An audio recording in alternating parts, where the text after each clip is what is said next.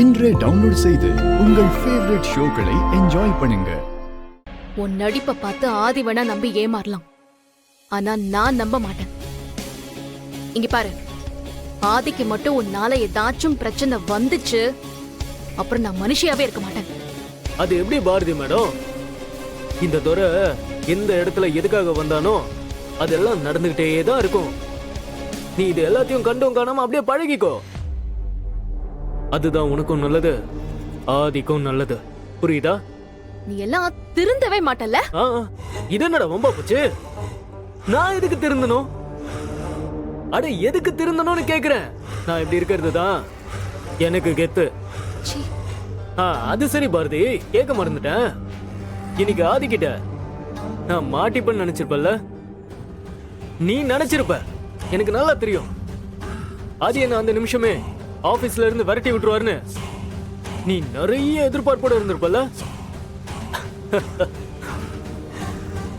ஐயோ பாவம். ஆனா என்ன பண்றது, நீ நினைச்சது எதுவும் நடக்கல பாத்தியா? ஏன்னா இந்த துரையோட ராசி அப்படி. நீ இல்ல பாரதி, உன்னை படைச்ச அந்த ஆண்டவனே வந்தாலும் நான் உன்னை விட்டும் போக மாட்டேன், இந்த ஆபீஸை விட்டும் போக மாட்டேன். எனக்கு என்ன தேவையோ அந்த பொருள் என் கைக்கு வந்து சேராம இந்த இடத்தை விட்டு நான் ஒரு இன்ச்சு கூட நகர மாட்டேன். இப்ப சொல்றேன், உன் ஆசை புருஷன் ஆதிய கத்தியால குத்த வந்தது நான் தான்.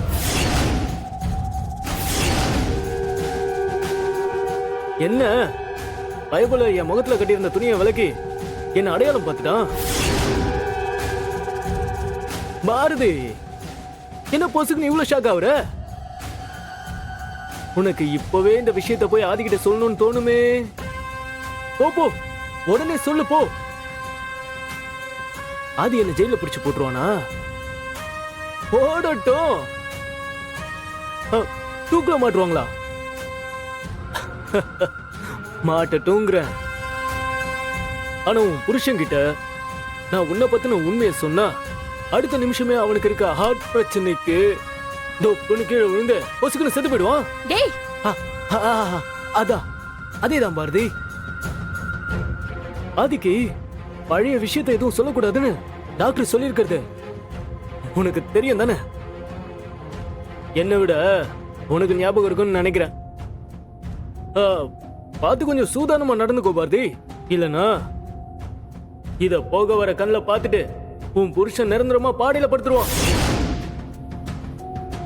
அதுக்கப்புறம் ஆயுசுக்கும் ஆதிய நீ நினைச்சு நினைச்சு சோக கீதம் பாடிட்டு இருக்க வேண்டியதுதான். உனக்கு எப்படி வசதி? நீயே முடிவு பண்ணிட்டு சொல்லு, நான் இங்கதான் எங்கேயாவது சுத்திட்டு இருப்பேன். Call me.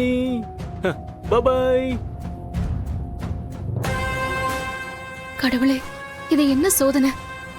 உண்மையை சொல்லவும் முடியாம சொல்லாம இருக்கவும் முடியாம எதுக்கு எனக்கு இப்படி ஒரு நிலைமை? இதுக்கெல்லாம் என்னதான் முடிவு?